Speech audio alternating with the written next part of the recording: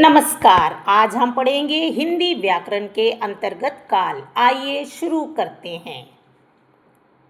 मैं स्कूल गया, मैं स्कूल जाता हूँ, मैं स्कूल जाऊँगा। इन तीनों वाक्यों में क्या अंतर है? तीनों वाक्यों में स्कूल जाने की क्रिया तो एक ही है, लेकिन समय बदल गया है। पहला वाक्य बीते हुए समय की बात कर रहा है, दूसरा वाक्य अभी की बात कर रहा है और तीसरा वाक्य आने वाले समय की बात कर रहा है। क्या क्रिया के समय को बताने का कोई व्याकरणीय नाम है? यदि है तो कमेंट करके बताइए। क्रिया के समय को बताने का व्याकरणीय नाम है काल। काल क्रिया के जिस रूप से उसके होने के समय का पता चलता है उसे हम क्या कहते हैं? काल कहते हैं। आइए इसे विस्तार से सीखें।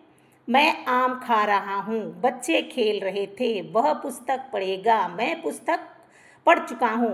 इन वाक्यों में वर्तमान समय में कौन सी घटना घट रही है?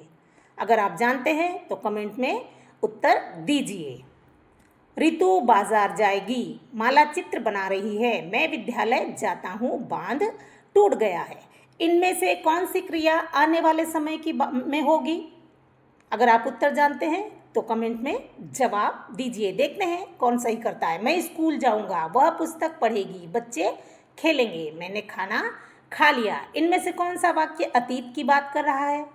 उत्तर जानते हो तो कमेंट में जवाब दो। वीडियो के अंत में देखेंगे कितने लोगों ने सही आंसर दिया है। अब देखेंगे काल के भेद। काल के 3 भेद होते हैं। पहला भूतकाल, दूसरा वर्तमान काल और तीसरा भविष्यत काल। तो सबसे पहले हम भूतकाल के बारे में सीखेंगे। चाचा जी ने पत्र लिखा, गोपाल ने पौधा लगाया। क्रिया के जिस रूप से उसके बीते समय में होने का बोध होता है उसे हम भूतकाल कहते हैं। भूतकाल के भेद, इसके 6 भेद है। कौन कौन से है देखो? सामान्य भूत, आसन्न भूत, अपूर्ण भूत, पूर्ण भूत, संदिग्ध भूत और हेतु मत भूत। तो सबसे पहले हम सामान्य भूत के बारे में सीखेंगे। राखी ने चित्र बनाया, सुधा सो गई, अपूर्णा ने गीत सुनाया। क्रिया के जिस रूप से बीते हुए समय में होने की बात हो उसे हम सामान्य भूतकाल कहते हैं। आगे देखिए, आसन्न भूत। पिताजी दफ्तर से आ गए हैं, हिमांशु सोकर उठ गया है। जब क्रिया कुछ समय पहले ही पूर्ण हुई हो उसे हम आसन्न भूतकाल कहते हैं। अपूर्ण भूतकाल, राम पढ़ रहा था, लोग समाचार सुन रहे थे। क्रिया के जिस रूप से उसके भूतकाल में होने का तो बोध होता है, पर यह ज्ञात नहीं होता है कि क्रिया समाप्त हुई अथवा नहीं, उसे हम अपूर्ण भूतकाल कहते हैं। पूर्ण भूतकाल, जब तक घंटी बजी छात्र उत्तर लिख चुके थे, जब मैं पहुंचा तब वह जा चुका था। जब क्रिया भूतकाल में पूरी हो चुकी हो उसे हम पूर्ण भूतकाल कहते हैं।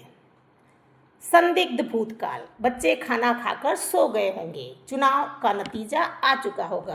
क्रिया के जिस रूप से कार्य के पूरा होने में संदेह हो उसे हम संदिग्ध वर्तमान का भूतकाल कहते हैं। आगे देखेंगे, हेतु यदि चुनाव होते तो मैं जरूर वोट देता, यदि वर्षा होती तो फसल भी अच्छी होती।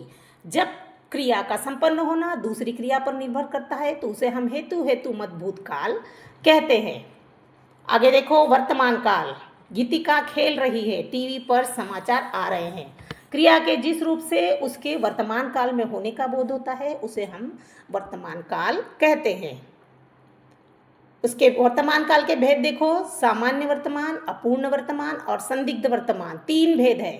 सामान्य वर्तमान को देखिए, गाड़ी चल रही है, वर्षा होती है, प्रियंका पत्र लिख रही है। क्रिया का जो रूप उसके वर्तमान काल में होने के बारे में बताता है उसे हम सामान्य वर्तमान काल कहते हैं। अपूर्ण वर्तमान काल, अध्यापिका जी पढ़ा रही है, किसान खेत में हल चला रहे हैं। क्रिया के जिस रूप से यह पता चले कि क्रिया अभी हो रही है, समाप्त नहीं हुई है, उसे अपूर्ण वर्तमान काल कहते हैं। संदिग्ध वर्तमान काल, राजू सो रहा होगा, बच्चे पढ़ रहे होंगे, प्रदर्शनी चल रही होगी। क्रिया के जिस रूप से उसके वर्तमान काल में घटित होने में संदेह हो उसे हम संदिग्ध वर्तमान काल कहते हैं। भविष्यत काल, भविष्यत काल के 2 रूप है, सामान्य भविष्यत और संभाव्य भविष्यत। तो सबसे पहले सामान्य भविष्यत पढ़ेंगे। कल धूप निकलेगी, कल हम पुस्तक मेला देखने जाएंगे, क्रिया का जो रूप उसके भविष्य में होने का बोध कराए उसे हम सामान्य भविष्यत काल कहते हैं। संभाव्य भविष्यत काल, शायद हम मैच जीत जाए, संभव है कि वर्षा हो, शायद हम पिकनिक जाएंगे। तो क्रिया के जिस रूप से उसके आने वाले समय में होने की संभावना हो उसे हम संभाव्य भविष्यत काल कहते हैं। आपके लिए कुछ ध्यान देने योग्य बातें हैं, ध्यान दीजिए। काल का संबंध क्रिया से होता है, कर्ता मैं तुम वह आदि से नहीं। वीडियो देखने के लिए शुक्रिया। वीडियो पसंद